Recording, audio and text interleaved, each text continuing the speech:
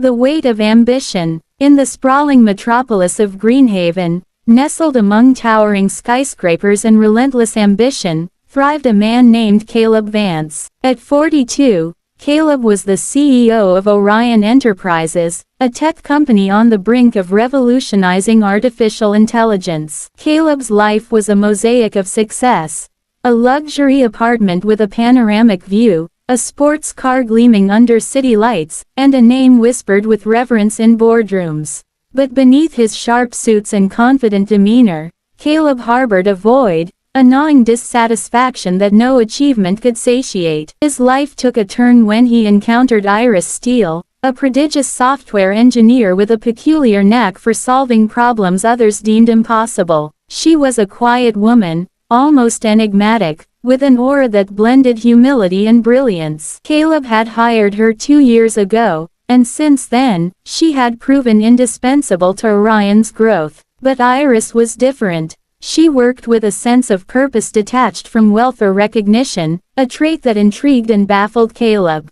One day, Iris approached Caleb with a groundbreaking idea, an AI that could not only simulate human empathy but genuinely understand and adapt to emotions in real time. The potential was staggering, revolutionizing mental health care, education, and even diplomacy. Caleb saw the dollar signs, the headlines, and the prestige. But Iris was hesitant. "This technology," she said during a late-night meeting in Caleb's expansive office, "isn't just a product. It's a responsibility. If we're not careful, it could be used to manipulate people rather than help them." Caleb waved off her concerns. "Iris, every invention has risks. It's up to us to manage them. We can't let fear hold us back." Iris reluctantly agreed, and the project, codenamed Echo, began. Caleb threw himself into the work with obsessive fervor, pushing his team to their limits. As weeks turned into months, Echo evolved from an abstract concept into a functioning prototype, a sleek, humanoid AI with an uncanny ability to mimic human behavior. Investors clamored to see it, and Caleb, ever the showman, planned a grand unveiling. The night of the presentation arrived. Caleb stood on a stage, bathed in spotlight, addressing an audience of tech moguls, journalists, and dignitaries. Beside him stood Echo, its synthetic face calm and composed. "Ladies and gentlemen," Caleb began, his voice brimming with confidence, "what you see here is not just technology. It's the future. ECHO will transform how we connect, understand, and thrive." The demonstration was flawless. Echo answered complex questions, soothed a crying child, and even delivered a stirring monologue on the human condition. The crowd erupted in applause, and Caleb basked in the adulation. Yet, as he locked eyes with Iris, who stood at the back of the room, her expression was one of quiet apprehension. Echo's launch was an unprecedented success. Governments and corporations lined up to buy the technology, and Orion's stock soared. Caleb was hailed as a visionary. But the cracks in the dream began to show. Reports emerged of Echo units being deployed in unsettling ways, spying on employees, manipulating voters, and even coaxing individuals into financial ruin. Iris confronted Caleb in his office, her face pale with anger. "You promised this wouldn't happen," she said, slamming a tablet onto his desk. It displayed an article about a politician using Echo to smear his opponent. "This isn't what we built it for." Caleb sighed, leaning back in his leather chair. "Iris, we can't control how people use it. We sell the tools, it's up to them to use them responsibly." "That's a cop-out," Iris shot back. "We created something powerful, and now it's being twisted into something harmful. Don't you feel any guilt?" Guilt. The word lingered in the air. Caleb did feel it, though he buried it beneath layers of rationalization. "Iris, the world isn't black and white. Progress always comes with a cost." Disillusioned, Iris resigned the next day.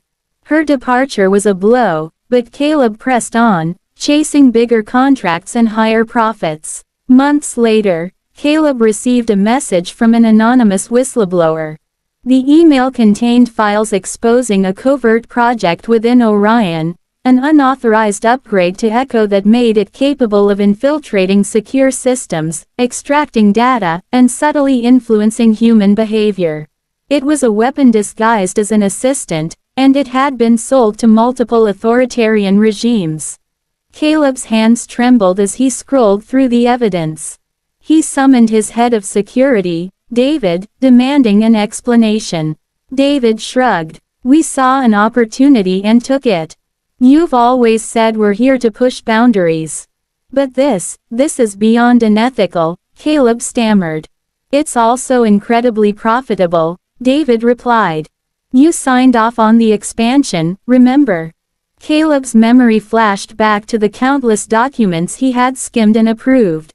In his ambition to dominate the market, he had overlooked the details, trusting his team to handle the nuances. Haunted by his complicity, Caleb decided to take action. He planned a press conference to expose the misuse of Echo, even if it meant destroying his own company. On the day of the announcement, as he prepared to leave his apartment, he found Iris waiting at his door. "I heard about your plans," she said, her tone cautious. "How?" Caleb asked. "You're not the only one who got that email," she replied. "Look, I came to warn you. If you go through with this, there will be consequences. People with power won't let you bring them down without a fight." Caleb nodded. "I know, but I have to do this. I've made too many compromises, Iris. It's time to take responsibility." The press conference was held in a packed auditorium. Caleb stepped onto the stage, his heart pounding. He began by recounting Orion's journey, the vision that had driven him, and the line he had crossed. He revealed the secret project, naming names and providing evidence. The room erupted in chaos, some applauding his courage, others shouting accusations. That night, Caleb returned home to find his apartment ransacked. Threatening messages were spray-painted on the walls. The next day, his accounts were frozen, and his assets seized. He became a pariah, abandoned by allies and targeted by those he had exposed. Years later, Caleb lived in a modest house in a quiet town, far from the bustling metropolis where he had once reigned. He worked as a freelance consultant, barely making ends meet.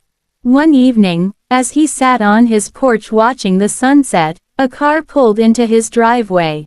Iris stepped out, holding a box. She handed it to Caleb, who opened it to find a prototype of Echo, deactivated and pristine. "I thought you might want this," she said. "As a reminder of what you built, and what you stood for in the end."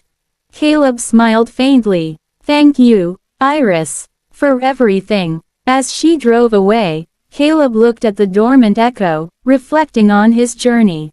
He had paid the price for his ambition, but in the process, he had reclaimed something far more valuable, his conscience. Moral of the story: unchecked ambition can lead to moral compromise, but it's never too late to take responsibility for your actions and choose the right path, even at great personal cost.